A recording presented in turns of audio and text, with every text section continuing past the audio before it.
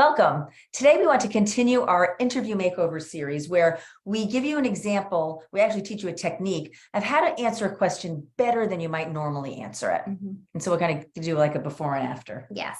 So we already covered the acknowledge and pivot strategy. And so today we're going to teach you the show, don't tell strategy. And this one is in honor of my kid's second grade teacher. Kelley used to teach early education too. And that's when they learned how to write. And she would tell the kids, don't just tell me you're nice. Write me an example. Show me with a story that you're nice. Yes. So it's kind of along that same kind of theme. Yes. Okay. So I'm going to be the interviewer. Okay. You're the interviewee. Okay. And I'm going to be kind of vague. Okay, so good. you can just roll with it. Okay. All right. All right. This is like real time. All right. Susan, thank you so much for coming in today. So my job on this panel is to ask you a question a little bit about the environment, Okay. you know, how you would fit in our environment. So here at ABC Company, we have a lot of chaos. There's a lot going on, very high, fast-paced environment.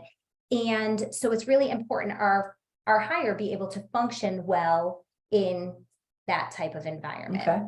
So can you tell me a little bit about how you function in chaos? Yeah. Sure. Well, as you may have seen from my resume, I have some experience working in startups, so I'm really comfortable in chaos. Actually, I think some of my recommendation or my annual reviews have talked about how I do it well. And, you know, it's kind of my superpower is performing well under chaos. So I would be very comfortable doing it. I have a record of being really good at it. So I think I fit in really well. Okay. So that is an answer. It's not a terrible answer, No. but it's meh. It's not memorable.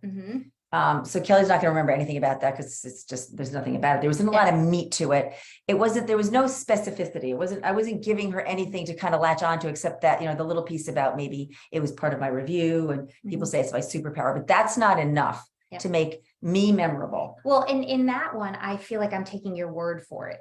Yes, it's a great way of looking at it. I'm taking your word for it. So let's try that differently and give you the answer you're going to give us is going to show us that you have credibility with this. Okay. Actually, I'm going to give you a real answer. So this is an answer that I actually use in our courses because it happened with a real client and it's such a good story. Yes. And I know it. Okay.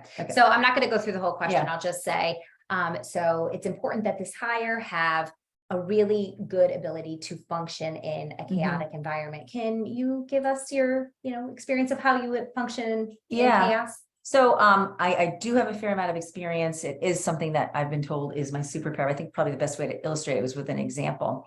You know, back in 2001, I was working in Lower Manhattan in HR, like I'm applying for here. It was early in my career. I was like 24. And on 9/11, our hospital was one of the places where the majority of the victims of the World Trade Center bombing or accident were being taken. So I was, again, kind of low-level HR. And on that particular day, everybody had to roll up their sleeves. I had no clinical training. So at one point of the day, I was accompanying our doctors with a clipboard as they met with families as they came into the hospital to see if their loved ones were alive or not. I was trained by one of the paramedics to do very basic triage. So because as you can imagine, you probably saw the photos, our lobby was full of people that were coming in unrecognizable, covered in soot. And so like basic things like how to clean eyes and ears and nose so people could breathe clearly and see clearly. I was trained in doing like very basic bandaging just as a stopgap for people, for victims coming in. And throughout the day, I was even dragging body bags out of the back of the hospital. It was just unbelievable. It was kind of an out of body experience. I'm not a terribly outgoing person. I'm not someone who would have even imagined I could do that, but it happened at a formative time in my career where I learned early on that to be a great employee, even in a defined role like I was, you have to be willing to roll up your sleeves and do what needs to get done to meet the goal. Now, of course, the goal that day was, that's a once in a lifetime experience, but it was certainly a great foundation. And everywhere I've gone since, I don't have any other stories that are that dramatic, thankfully, but everywhere I've gone, I've been able to go in and deal with whatever is thrown at me and do it well. And I will bring that same skill set to you. Well, I'm sure a day like that trained you for the rest of your life to Absolutely. be able to function in Absolutely. chaos. So thank you for that answer. So not everybody has a 9/11 story, but that is a story that we heard from a student years ago. But the point of telling the story is she's not going to forget me now. Yeah. She may forget my name, but she'll say, there was that girl that won that person who did the 9/11. It automatically makes you memorable. And you have to remember that Kelley's interviewing me. She had 4 people already and she has 10 more today. Right. It's not uncommon for people to have 15 interviews in a day, just banging them out. So you have to be memorable just as a way of surviving the number.